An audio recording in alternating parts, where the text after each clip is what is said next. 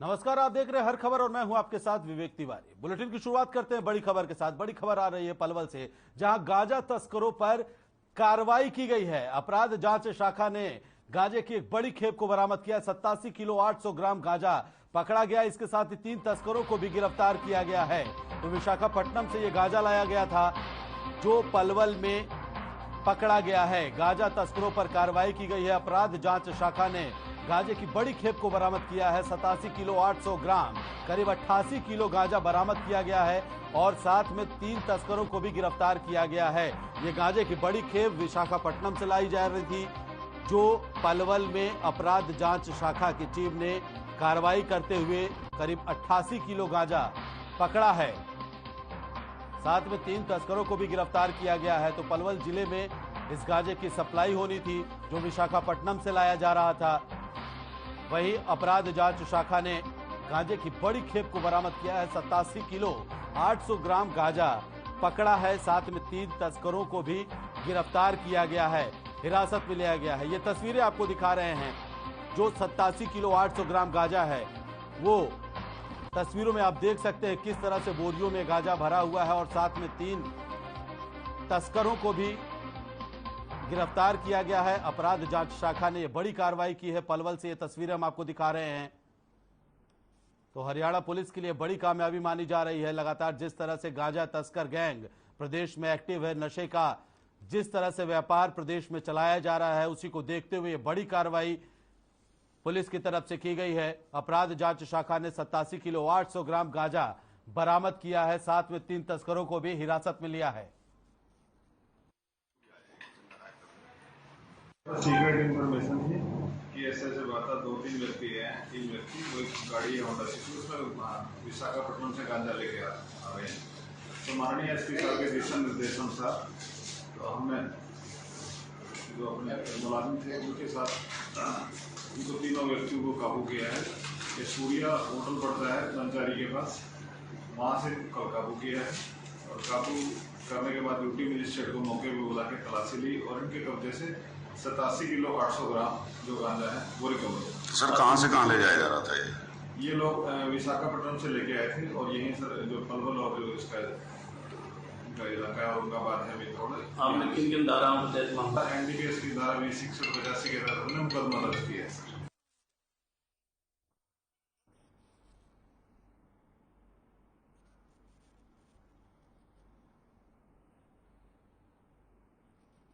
और इसी खबर पर ज्यादा जानकारी के लिए पलवल से हमारे संवाददाता ऋषि भारद्वाज जुड़ चुके हैं फोन लाइन पर। ऋषि, क्या पूरा मामला, कैसे पुलिस को जानकारी मिली इस गांजे की बड़ी खेप के बारे में और कितनी बड़ी सफलता नशे तस्करों पर लगाम के उद्देश्य से पुलिस के लिए? जी, मैं बताना चाहूंगा कि होडल की अपराध शाखा पुलिस के इंचार्ज जंगली सर ने अपनी पुलिस टीम के द्वारा इस नेशनल हाईवे 19 पर नाकाबंदी की हुई थी और उनको सूचना थी कि एक कैंटर है जिसमें भारी मात्रा में गांजा भरा हुआ है और वह वहां से यूपी की तरफ से पलवल की तरफ आ रहा है। तो पुलिस ने नाका लगाकर वाहनों की जांच शुरू कर दी और जैसे ही आरोपियों ने पुलिस का नाका देखा तो गाड़ी को बैक करने लगे, लेकिन पुलिस ने मौके पर ही इस कैंटर को पकड़ लिया और इसमें जब कैंटर की तलाशी ली तो 87 किलो 800 ग्राम गांजा इस कैंटर से बरामद हुआ और मौके पर 3 आरोपियों को भी गिरफ्तार कर लिया गया जो पलवल के रहने वाले हैं, जिनके नाम वीरेंद्र, नरेश और महेश बताए जा रहे हैं। ऋषि, ये जो गांजे की खेप है, जो 87 किलो 800 ग्राम गांजा है, ये कहां सप्लाई होना था? इसके बारे में कोई पुख्ता जानकारी मिल पाई? जी, ये पलवल में सप्लाई होना था और विशाखापट्टनम से इसको जिला पलवल में लाया जा रहा था। लेकिन जैसे ही अपराध शाखा को इसकी सूचना मिली तो जो आरोपी है उनके अरमानों पर अपराध शाखा पुलिस ने पानी फेर दिया और इनको काबू कर और गांजे को भी अपने काबू में कर लिया। और पुलिस के मद्देनजर से देखा जाए तो जिस तरह से लगातार प्रदेश में नशे तस्करों के खिलाफ अभियान चालू है, और तो पुलिस के लिए कितनी बड़ी सफलता मानी जाए? जी, अब तो मैं बताना चाहूंगा कि लगभग होडल और पलवल की जो अपराध शाखा पुलिस है, लगभग इन्होंने 40 से 50 क्विंटल गांजे को अब तक आरोपियों द्वारा पकड़ चुकी है, जो तरह तरह के वाहनों में लाते, किसी की गाड़ी की छत में छिपा कर लाया जा रहा था, तो कोई नारियल के जो वह पानी है उसके अंदर गांजे को भरकर लाया जा रहा था, कोई जो पेप्सी की डाले हैं उनके अंदर लाया जा रहा था। लेकिन इनको जैसे ही सूचना मिलती है तो काफी मात्रा में अब तक जो अपराध शाखा पुलिस है होडल और पलवल की भारी मात्रा में गांजे को पकड़ चुकी है और लगातार यह अभियान उनका जारी है। ठीक है ऋषि, तमाम जानकारी के लिए बहुत शुक्रिया आपका। तो बढ़ते हैं आगे। बीजेपी प्रदेश अध्यक्ष ओपी धनखड़ ने जींद जिला पार्टी कार्यालय में बूथ स्तर के कार्यकर्ताओं के साथ मुलाकात की। बैठक में बीजेपी जिला अध्यक्ष राजू मोर, जींद से विधायक डॉक्टर कृष्ण मिड्ढा भी मौजूद रहे। इस बैठक में धनखड़ ने कार्यकर्ताओं को संगठन को मजबूत बनाने के साथ साथ नगर निकाय चुनाव की तैयारियों को लेकर के भी दिशा निर्देश दिए। बैठक के बाद ओपी धनखड़ ने निगम चुनाव पर कहा कि मई में नगर निगम के चुनाव हो सकते हैं और चुनाव के लिए बीजेपी पूरी तरह से तैयार है। धनखड़ ने निगम चुनाव में बीजेपी का जीत का दावा भी किया है।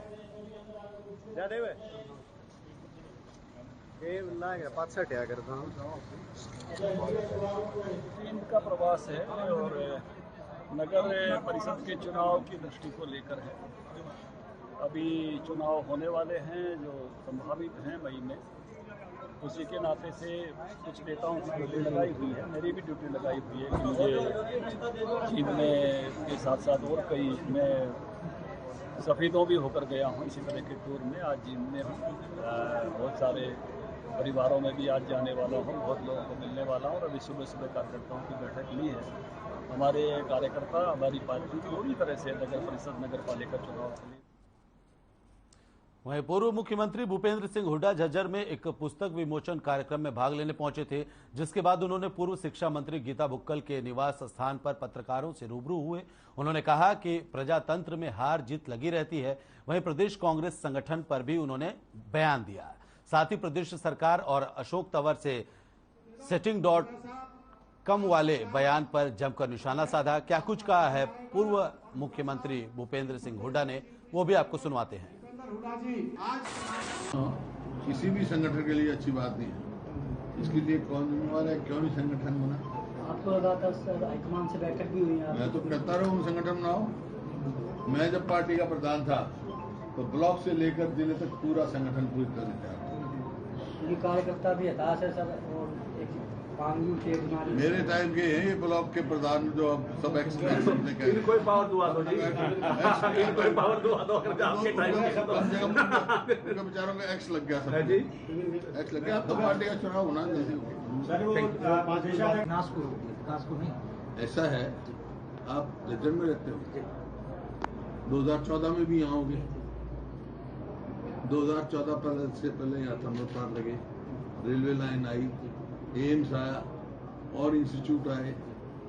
ये 14 के बाद आप यहीं के हो, ईमानदारी से बता, पत्रकार की बात नहीं है, कोई काम आपको दिखाई दे रहा है फिर वो तो बताओ। मैं तो सारे पत्रकार जरिए बता दो भाई, ये हम देख रहे हैं।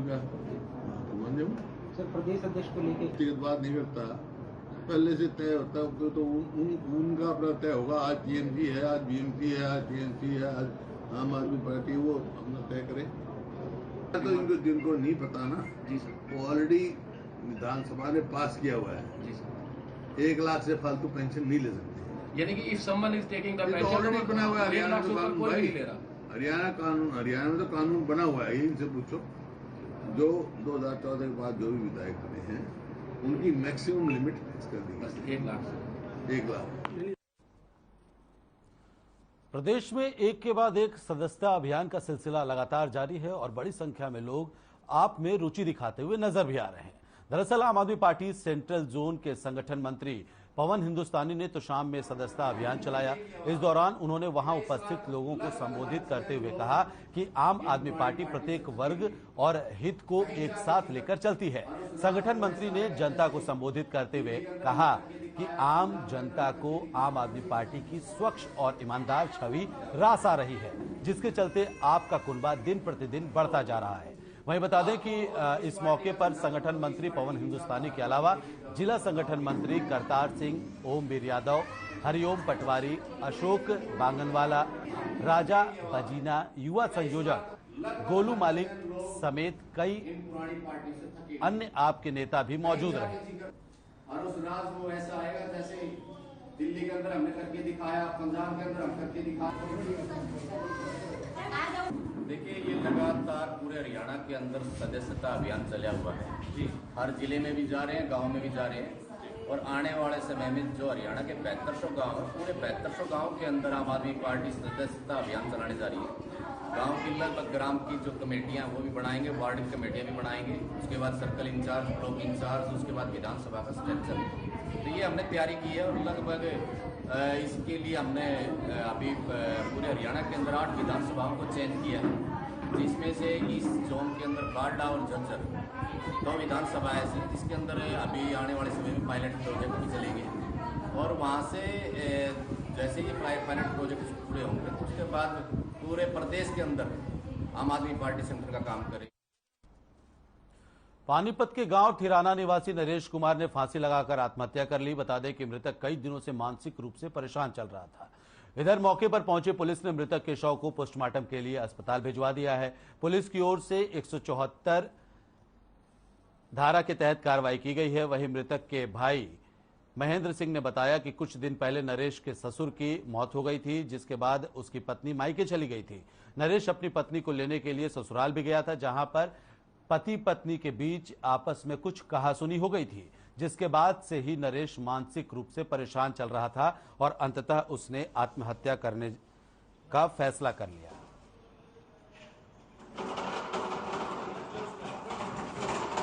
महेंद्र सिंह, एक्स सरपंच, गांव ठिराना से। क्या बात हुई सर? बात ये हुई कि ये लड़का पहले इसके ससुर जी गुजर गए थे, और ये फिर वहाँ गए थे संस्कार पे। उसके बाद इसका और इसकी पत्नी की कोई बातचीत हुई होगी, भाई मैं कुछ दिन बाद आऊँगी और आप जाओ। तो ये कह रहा था भाई मैं साथ में लेके जाऊँगा। उसी वजह से फिर ये कुछ तनाव से मैं हो गया। फिर ये 2-4 दिन रुका वहाँ, उसके बाद वापस घर आ गया।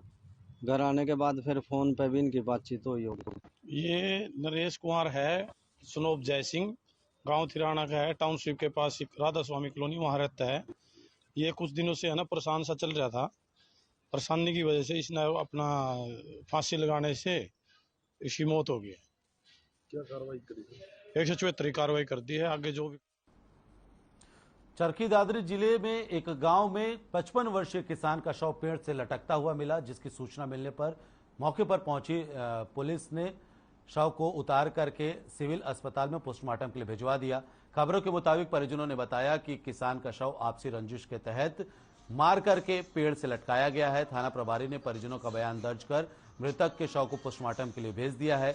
अस्पताल रिपोर्ट के आधार पर ही अब पुलिस आगे की कार्रवाई करेगी। हालांकि परिजनों का साफ कहना है कि आपसी रंजिश में किसान की हत्या की गई है।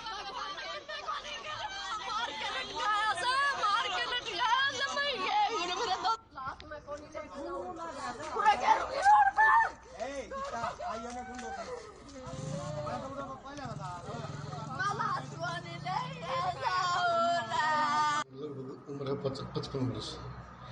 ये पेड़ निकल के हुआ मिला, फांसी खाया। जो हमें सूचना मिली, मौके पर पहुंचे, इसके लड़के ने एप्लीकेशन दी है। और मेरा पिताजी शराबी किस्म का आदमी था, शराब पीने का आदमी था। वो कई दिन से मानसिक रूप से परेशान था। वहीं के गांव कमालपुर रोडान में जश्न की रस्म क्रिया की गई, जिसमें सामाजिक, धार्मिक, राजनीतिक लोगों ने भी हिस्सा लिया। इनेलो सुप्रीमो ओम प्रकाश चौटाला, कांग्रेस प्रदेशाध्यक्ष कुमारी सैलजा, पुंडरी विधायक रणधीर गोलन, घरौंडा विधायक हरविंद्र कल्याण और बीजेपी प्रदेश उपाध्यक्ष वेदपाल समेत कई पक्ष विपक्ष के नेता भी रस्म क्रिया में पहुंचे हुए थे, जिन्होंने जश को श्रद्धांजलि अर्पित की। वहीं इस दौरान परिवार ने पुलिस की जांच और कार्रवाई से असंतुष्टि की बात कही और साथ ही सीबीआई से इस पूरे मामले की जांच करवाने की भी बात परिजनों ने कही है।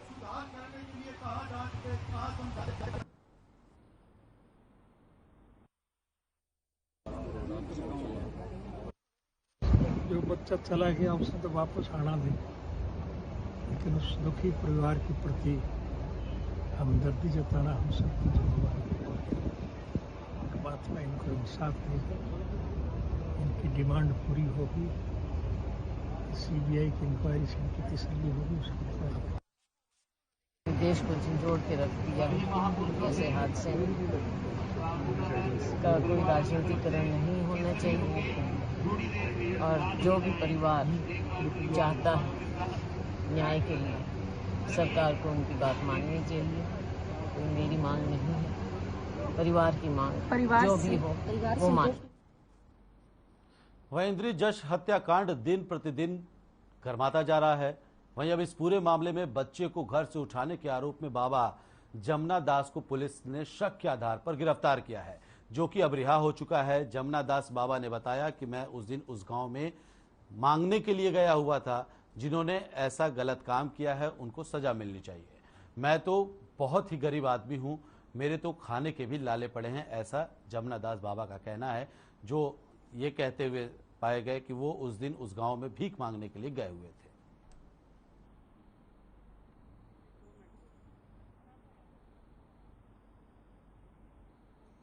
हमारे पुराने एमसी हैं।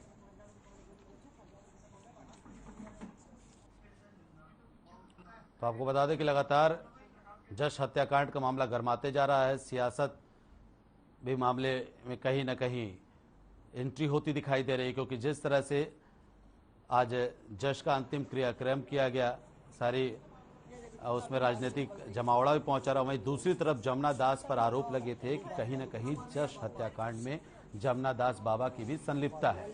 हालांकि पुलिस ने उन्हें हिरासत में जरूर लिया था, लेकिन बाद में रिहा कर दिया गया। जमुना दास बाबा का कहना है कि वो उस दिन गांव में भीख मांगने के लिए गए थे, उनका इस मामले से कोई लेना देना नहीं है और जो भी लोग इस हत्याकांड में शामिल हैं उनको कड़ी से कड़ी सजा दी जाए। बिल्कुल जाता है, बिल्कुल बिल्कुल सच जाता है जी।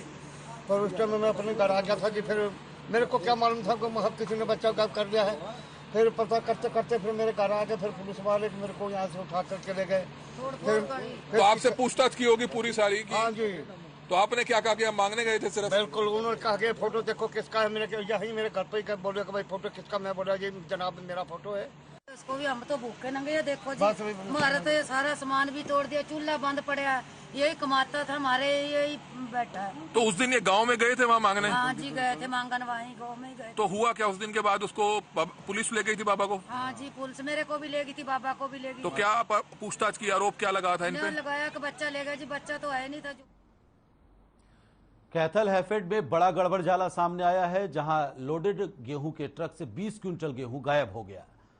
पुरानी अनाज मंडी के आड़ती मनोज सिंगला का कहना है कि एक्सटेंशन मंडी से उसका ट्रक हैफेड में लगा था, जिसमें 683 गेहूं के कट्टे लोड थे, लेकिन उसमें से 20 क्विंटल गेहूं कम पाया गया, जबकि कट्टे पूरे थे। उन्होंने कहा कि पहले ऐसा कभी नहीं हुआ, यह संभव नहीं है कि 20 क्विंटल माल कम हो जाए।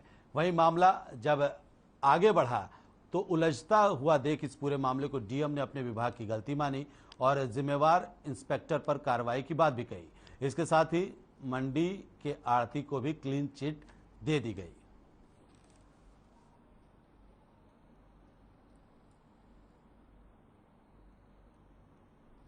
ऐसा है भाई, मैंने एक्सटेंशन मंडी में जगह कमी की वजह से एक्सटेंशन में मंडी में माल डालता हूं मैं, और वहीं से मेरा माल उठता है। हैफर्ड को मैंने माल बेचा था और कल ही मेरे 3-4 ट्रक लोड हुए रैंडमली। एक ट्रक में मेरे 683 कट्टे लोड हुए और 683 कट्टे ड्राइवर ने गिन के लदवा लिए वहां से। उसके बाद हैफर्ड में कल लोड हुआ था शाम को और आज उतरा है, तो मेरे पास ड्राइवर का फोन गया कि आपके 20 क्विंटल माल कम है।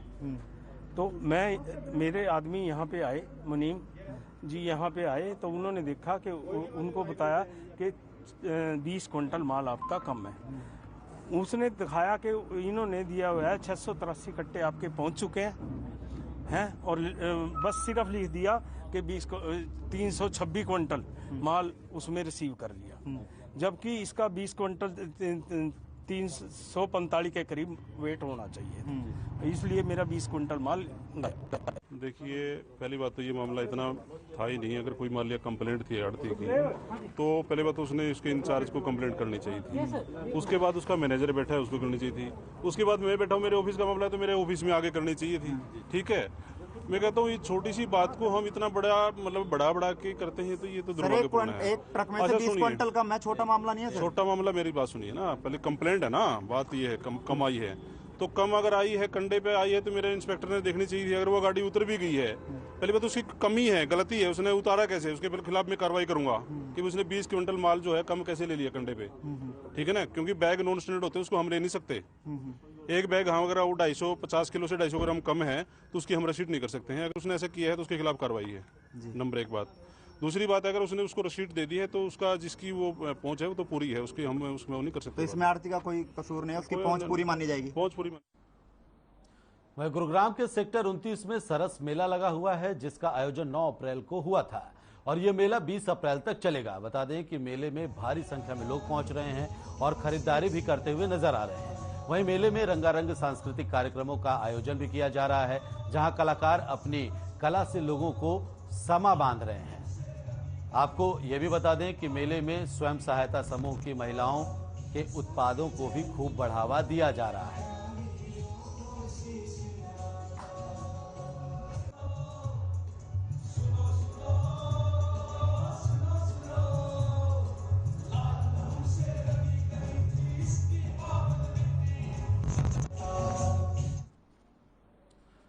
वहीं गुरुग्राम के सेक्टर 51 में बिल्डर की मनमानी लगातार बढ़ती जा रही है, जिसके चलते स्थानीय लोगों ने 18 मीटर के रोड को बंद करने की योजना बनाई है। तो आपको बता दें, इसको लेकर के इन लोगों ने प्रदर्शन भी किया। तो डीटीपी डिपार्टमेंट के अधिकारियों के मिलीभगत के आरोप भी लगाए गए हैं।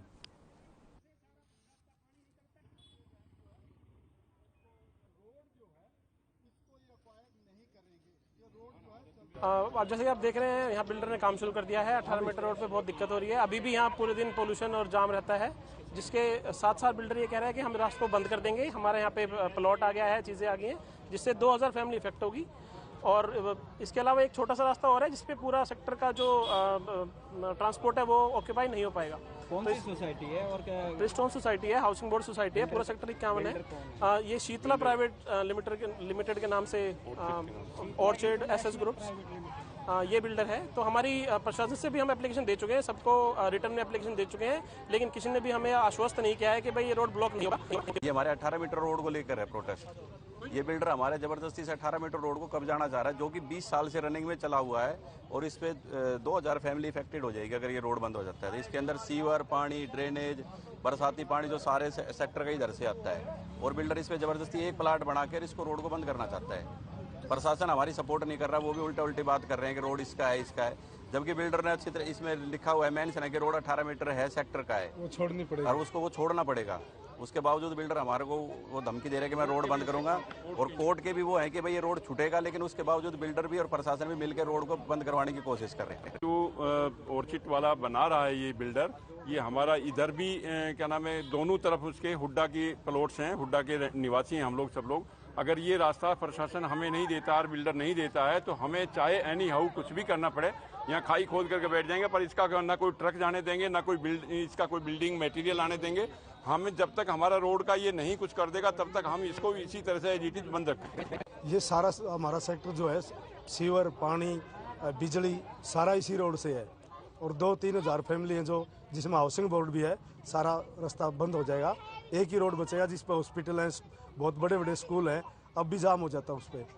तो हम चाहते हैं हमारा रोड ये खुला रहना चाहिए, नहीं तो हम यहाँ धरना देंगे, भूख हड़ताल करेंगे, सारा सेक्टर यहीं बैठ जाएगा। हाँ, हमने शिकायत दी है।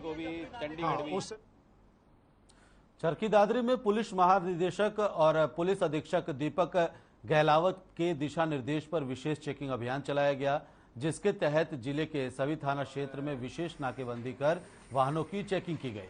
वहीं थाना प्रभारी वीर सिंह ने बताया कि पुलिस अधीक्षक के निर्देशानुसार शहर के सभी मुख्य मार्गों और सार्वजनिक स्थानों पर विशेष नाकाबंदी कर संदिग्ध व्यक्तियों पर विशेष नजर रखी जा रही है। बता दें कि जिले में समय समय पर नाइट डोमिनेशन और पुलिस दृश्यता अभियान चलाए जाते हैं, ताकि नागरिक अपने आप को असुरक्षित महसूस न करें और उनके अंदर सुरक्षा की भावना जागी रहे।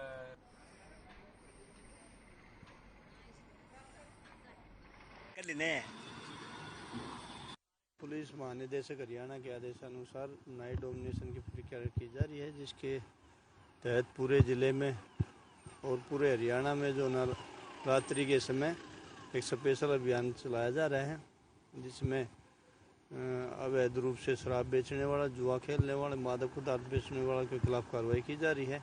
वाहनों की चेकिंग की जा रही है। हरियाणा रेड क्रॉस और परिवर्तन एनजीओ की ओर से बाइक रैली का आयोजन किया गया, जहां हरियाणा राजभवन से लेकर पंचकुला तक रैली निकाली गई।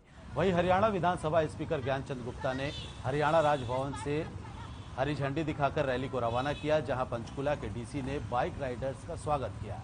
विधानसभा स्पीकर ज्ञानचंद गुप्ता ने कहा कि हमारा देश सर्वोपरि है, सभी को भेदभाव से हटकर और निस्वार्थ होकर देश की अखंडता और विकास के लिए प्रयासरत रहना चाहिए।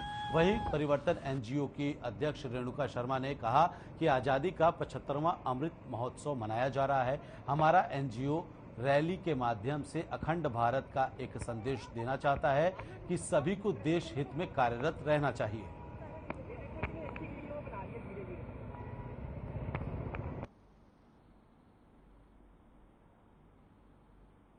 तो फिलहाल मेरा गांव मेरा देश में इतना ही। आप देखते रहिए हर खबर। नमस्कार।